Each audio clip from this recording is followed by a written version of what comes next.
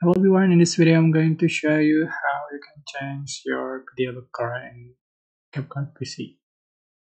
So for instance, I'm going to select this video and I'm going to remove the background and I'm going to replace. So remove background before, so go to cutout and select chroma key, customize or auto cutout. But for this video, I'm going to select the auto cutout. Remove the background automatically. Yeah, the background has been removed and I'm going to replace with another background.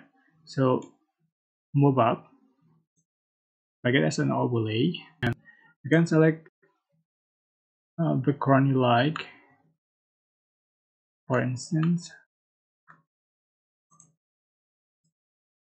and just add to the main track. You can size and you can merge it like this. And here we go. So that's how you can replace your video background in CapCut PC. I hope this tutorial was helpful for you guys. Don't forget to like, comment, share, and also subscribe. And if you have any questions, please leave in the comment section down below. Thank you so much for watching.